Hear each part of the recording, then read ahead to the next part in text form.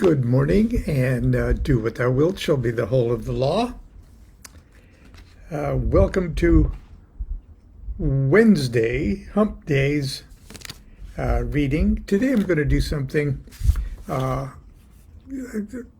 perhaps historically interesting. I'm going to read you something that is not easily available in published material. It is by Aleister Crowley. And it is to be found, I'm sure you can find almost anything on the internet, but I'm going to be reading it from Equinox Volume 3, Number 10. Now, those of you familiar with how Equinox volumes and numbers are arranged, the original series of equinoxes published twice a year back in the early part of the century, had 10 numbers, and that's the equinox where we find most of the Crowley material, or a lot of the Crowley material. And he ran out of money. Okay, and so there wasn't a volume 2, and it was 5 years before he started publishing more things. So he called volume 2 the volume of silence, and starting with volume 3 is a whole series of books, including the Book of Thoth even is officially a volume 3 number. But anyway, so volume 10 was published after, and compiled and published after Crowley's death, and before the death of Hymenaeus Alpha, the OTO's caliph at the time, successor. And so this piece, written by Aleister Crowley, is included here. And I'm going to read you what Hymenaeus Beta, the second outer head of the order, compiled and had to say as a little prefatory note. What follows is, strictly speaking, more autobiographical than biographical. This paper could be identical with Liber 666, the Beast, which Crowley mentions in other publications, which is otherwise not extant. One page of the original English typescript is lost. However, the text was recovered through a double translation from the 1925 EV German publication. It includes the full text of the Oath of the Abyss, and readers are cautioned that the oath is traditionally held to be absolutely efficacious and hence not to be taken casually or lightly. Signed, H.B. So I'm going to read for you what is titled as The Master Therion, a Biographical Note. Sit back, relax, have a sip of coffee.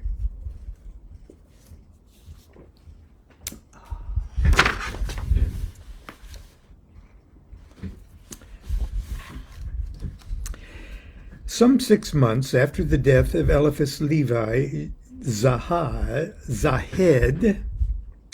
in the year 1875 EV, of the foundation of the Theosophical Society, was born a male child. The sign Leo being in the ascendancy of his nativity, he is here called by that name. The family of Leo was both distinguished and prosperous. He received the best education available in the land of his birth.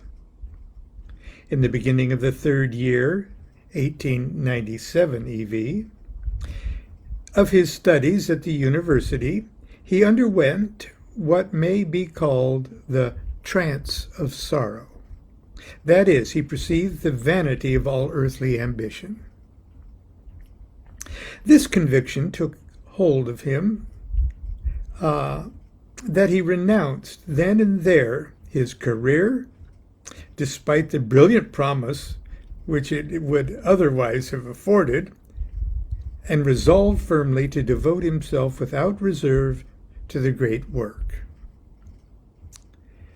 By this he meant to find a medium in which effort might secure success immune to the assaults of time and other conditions of human existence. For his mind was yet young and untaught. His first reading of the literature of alchemy and kindred subjects, to which he now resorted, convinced him that the existence of a secret body of initiates competent to aid him in his research. He sent forth instinctively an intense current of will, calling upon the masters in such a sanctuary to come to his assistance. The call was immediately heard. Indeed, at the moment of its utterance, Easter 1898 EV, he was in the closest possible association with one of them. Albeit this man so concealed his true nature that Leo did not discover the truth until 3 years later, when his need evoked the aid of this master. In the summer of 1898 EV, Leo, traveling in the mountains of Europe, fell in with a man who proved to be an eager student of alchemy. He pursued this acquaintance and exacted from him a promise to introduce him to a more advanced adept. The latter introduced him into that organization, so that he obtained his first initiation on November 18th, 1898 EV. And EV means Era Vulgara, or the Christian era. In this society, Leo made rapid progress and attained early in 1899 EV the highest grade which its chief was permitted to give. Within 1 or 2 months of that event, that chief, who was but the visible representative of secret chiefs, committed so grave a blunder as a culmination of a series of blunders that he lost their confidence. The outer order, which depended on him, dissolved at once in confusion. Unfamiliar with the inner workings of the order and realizing his own inability to judge a matter beyond his knowledge, Leo remained openly loyal to the fallen head. But as he felt instinctively that he could not learn any more from this source, he undertook a journey of 3 years to the remotest parts of the earth, searching incessantly for further enlightenment. The masters who were watching him sent out messages from time to time in order to teach him in many secret paths of enlightenment. In all these, he attained the greatest success, and it can be said that at his return to the country of his birth in 1903 EV, he was the most advanced adept, as distinguished from a master, in the world.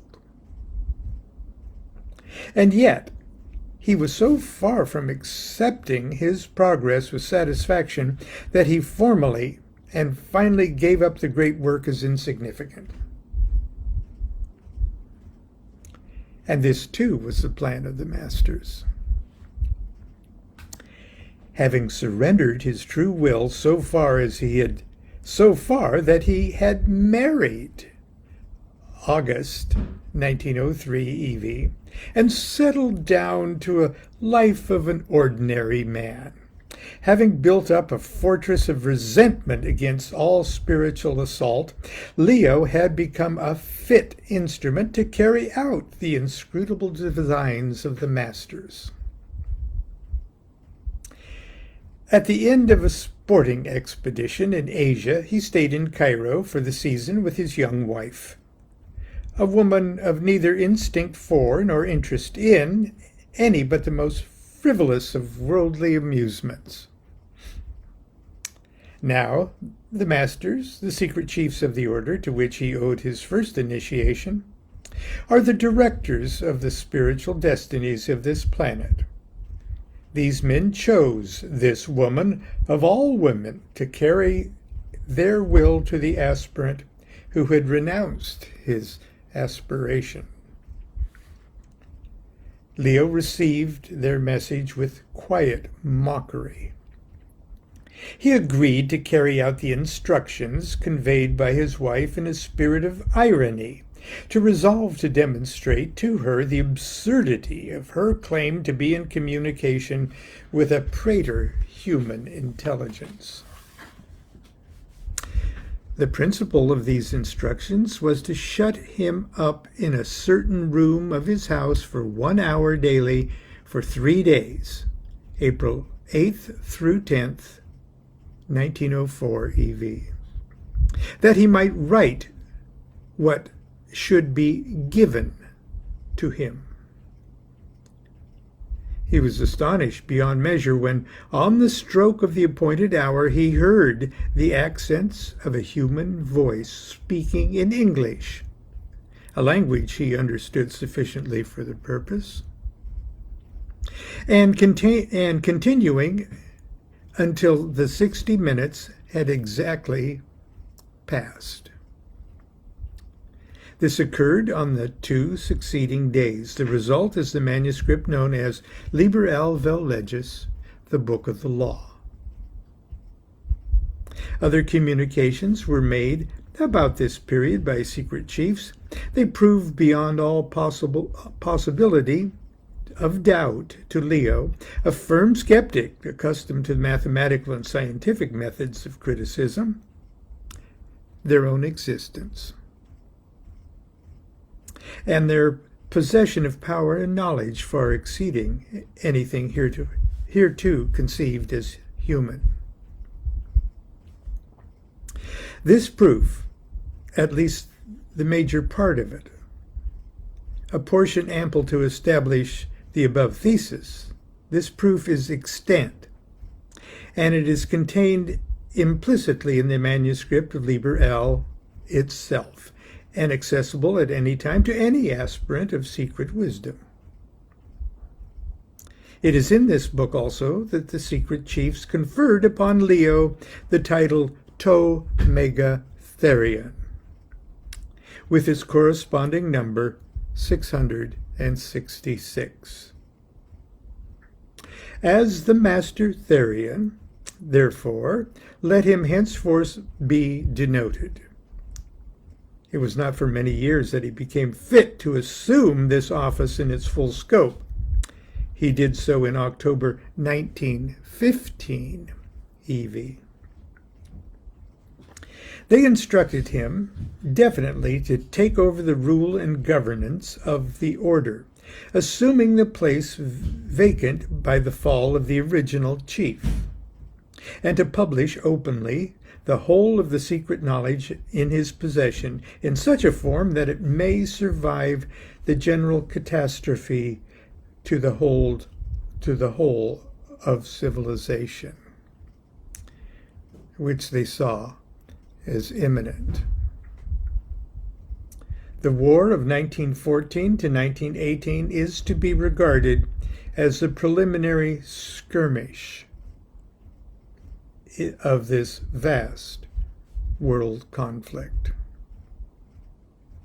The effect of this upon therion was to bring about two contradictory elements in his character. On the one hand, he was absolutely convinced of the truth of the claims of the secret chiefs, of their praetor-human attainments, and of their right and power to direct the course of events upon this planet. Moreover, he was bound to them by his original oath at his first initiation. On the other hand, he was wholly at variance with the great bulk of philosophy and ethics set forth in Liberal. He was filled, in short, with two conflicting currents of enthusiasm and resentment. In the upshot, after a mostly contemptuous attempt to carry out formally their first instructions, acting in such a way as to defeat his own apparent efforts, as if to say, let them bring their own work to fruition. They can and will. After that attitude, he revolted openly. The experience had forced him to abandon his attitude of deliberate worldliness, but he did his utmost to follow his own career upon a path, not theirs. The next few years saw him engaged in this desperate struggle against them. Little by little they broke his false will. Many were the tortures by which they compelled him to renew his allegiance. Many were the signs by which they manifested their vigilance and their virtue. He fought every yard of ground with desperate tenacity. It was no sudden surrender of his, but a steady compulsion of their might that brought him back to the path. The true path, Now the secret chiefs had chosen him as their representative on the earth as a vehicle of the utterance. And because he was not yet fitted by full initiation to carry out their designs, it was imperative that they should prevent him, even while he consented to execute their commands, from making a premature appearance. This was not altogether easy to secure, for, despite his own determination to abandon his worldly career, he had obtained some eminence in two widely distinct paths of human activity, so that whatever he might choose to set forth would be certain to receive due attention from the world at large. As wary as he was courageous, as skillful and subtle as he was full of resource, he gave them no shadow of cause to reproach him. Yet they destroyed his love, his hope, and his peace of mind. They alienated him from every single friend and supporter. He was betrayed again and again, even by those who sought to be most loyal to him, and would have died 1,000 deaths to serve him. They masked him so grotesquely, hideously, obscenely, that it became scarce possible for any man to penetrate the secret of his true personality. Yet also during this whole time, they led him in diverse ways through ordeals more and more exalted, until they had fixed him at the summit of the order, in that degree of enlightenment which, or so it is said, is attained by any man in the body not oftener than once in 2,000 years. The climax of their dealings with him came in the weeks immediately preceding and following the spring equinox of 1924. At this time he lay sick unto death. He was entirely alone, for they would not even permit the presence of those few whom they had themselves appointed to aid him in his final initiation. In this last ordeal, the earthly part of him was dissolved in water. The water was vaporized into air.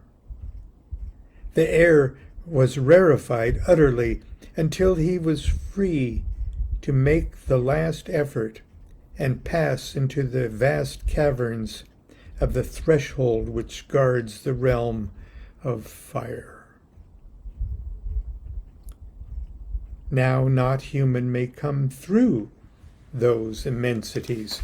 So in that fire he was consumed wholly, and as a pure spirit alone did he return, little by little, during the months that followed, into the body and mind that had perished in that great ordeal, of which he can say no more than, I died.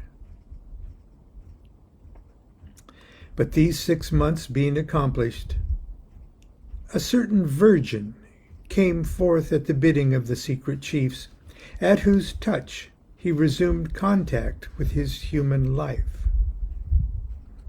Her he conveyed swiftly to the desert of the Sahara, that in silent communion with her soul he might become aware of the intimate nature of his work for the masters. For she was verily a symbol of the Virgin Bride, whose redemption is the mystery of the perpetuation of the Godhead. Now, when they had taken ship and sailed even to the midst of the Mediterranean Sea, there came to him once again an impulse from the secret chiefs to write down in the most succinct form possible a statement of his nature and purpose. And this he did do in the manifesto following. To man, do what thou wilt shall be the whole of the law. My term of office upon the earth being come in the year of the foundation of the Theosophical Society, I took upon myself in my turn the sin of the whole world, that the prophecies might be fulfilled, so that mankind may take the next step from the magical formula of Osiris to that of Horus. And mine hour being now upon me, I proclaim my law. The word of the law is thelema, and he spells that in Greek. Given in the midst of the Mediterranean Sea, An, or Anno Novo, the new way of denoting the year, An 20, so that'd make it 1924 EV. Okay, An 20, Sol in 3 degrees Libra of Jove or Jupiter. By me, Tomega Therion 666, and in Greek, Logos Aeonos, thelema. Whoso understandeth may seek. Now, of which, that's the declaration. Now of this, which is here written, I took upon myself in my turn the sin of the whole world, that the prophecies might be fulfilled. It is to be understood that not only the definite spiritual experience which determined that fact, but also the whole of his life, his joys, his sufferings, his travels in so many lands, his achievements in so many paths, his mingling with so many types of men and women of so many climes and climates, is in turn a universal experience which has enabled him to fulfill to the uttermost the great oath taken by him on his initiation to the grade of Master of the Temple, as is here follows. I, O-M, etc. There's more to that name. A member of the body of God, hereby bind myself on behalf of the whole universe, even as we are now physically bound unto the cross of suffering, that I will lead a pure life as a devoted servant of the order, that I will understand all things, that I will love all things, that I will perform all things and endure all things, that I will continue in the knowledge and conversation of my holy guardian angel,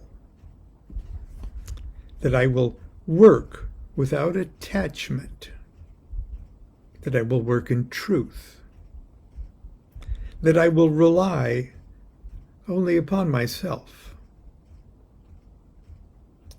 that I will interpret every phenomenon as a particular dealing of God with my soul. And if I fail therein, may my pyramid be profaned and the eye closed to me.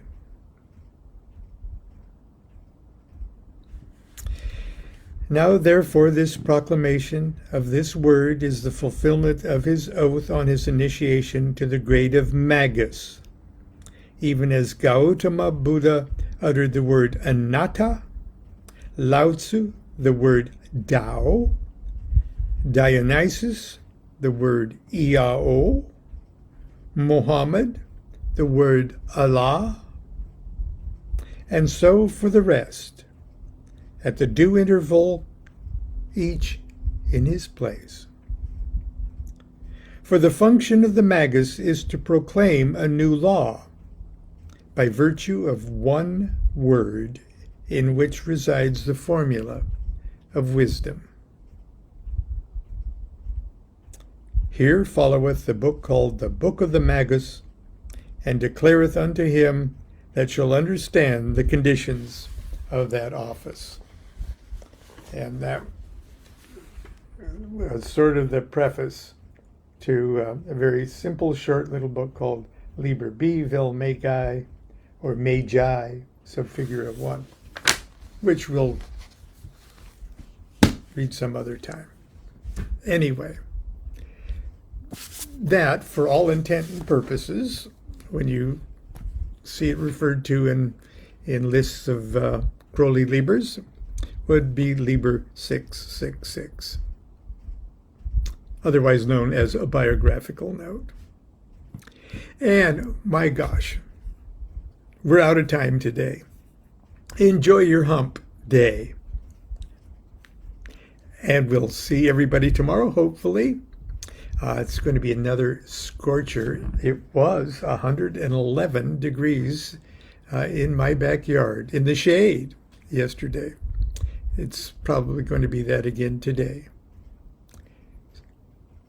So I won't be spending time in the backyard. Until tomorrow, continue to be good to yourself and be good to each other. Do what thou wilt shall be the whole of the law. Love is the law, love under will.